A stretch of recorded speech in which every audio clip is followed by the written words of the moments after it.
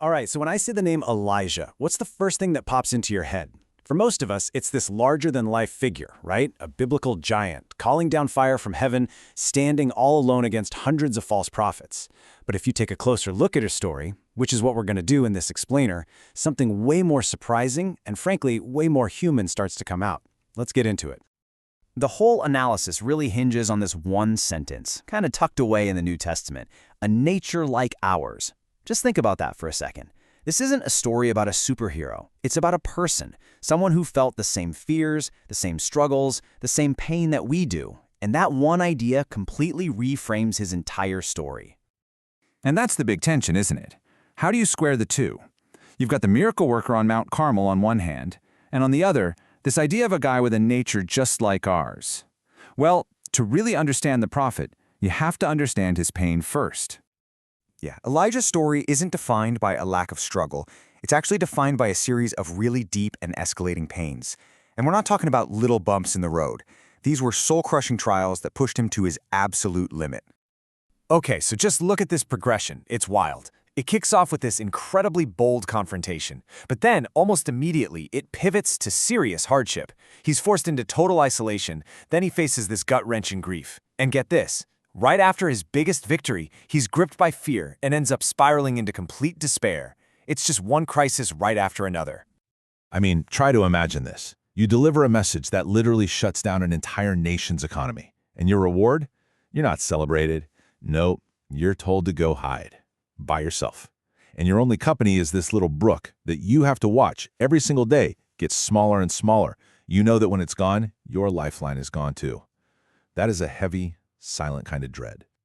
And here's where it gets really interesting, because there's this subtle internal conflict going on. God provides food for him, sure, but it's delivered by ravens, birds that were considered ritually unclean.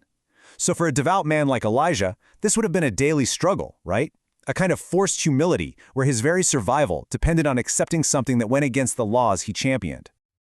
This part is just brutal. He performs a miracle, keeping this widow and her son from starving to death for years. But the moment tragedy strikes and the son dies, she doesn't see a man of God anymore. She sees the cause of her pain. In an instant, he goes from savior to scapegoat. Can you even imagine the emotional whiplash of that?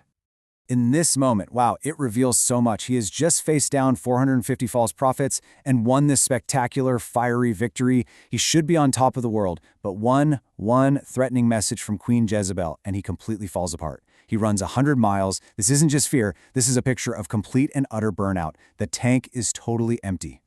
And this is rock bottom, hiding under a tree in the middle of nowhere. And he's not praying for strength. He's praying for death. He's convinced his entire life's work has been a failure. I'm no better than my fathers. That's the cry of a man who feels like he has absolutely nothing left. But that's not the end of the story. You see, just as pain was this constant theme, so was provision. And the key thing here is that at every single breaking point, help showed up. And it was always specific. It was always on time. And a lot of the time, it was very unexpected. This chart just lays out the pattern perfectly. For every challenge you see on the left, there's a direct, specific response on the right. He's isolated and hungry, the ravens appear. His water source dries up, a new one is provided. He's facing accusation and death, he's given the power to bring life.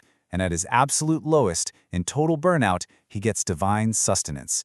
It's this amazing rhythm.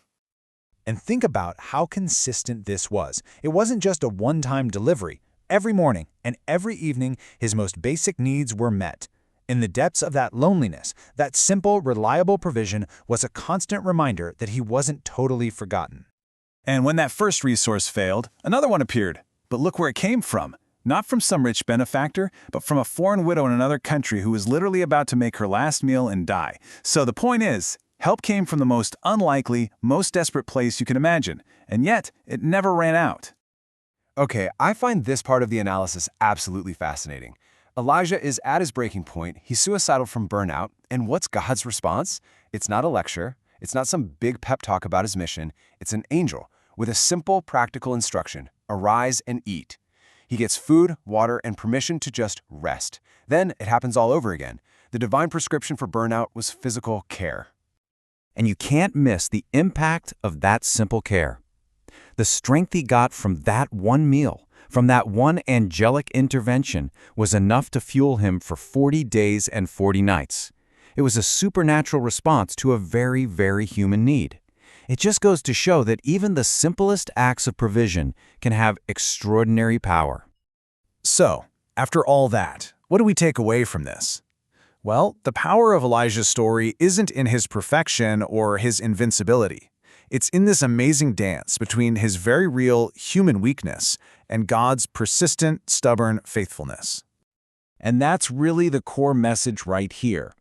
Elijah's story teaches us that true strength is found in our weakness, not in pretending we don't have any. That going through profound struggle isn't a sign that you've been abandoned. It teaches us that at our absolute breaking point, sometimes the most spiritual thing we can do is the most practical: get something to eat and take a nap. The hero of this story isn't Elijah's perfection. It's God's unwavering faithfulness to a very flawed, very human person. And that leaves us with a final question to think about. What if we've been looking at our heroes all wrong?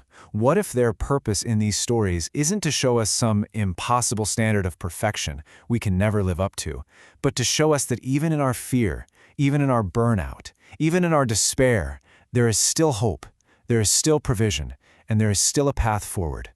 Something to think about.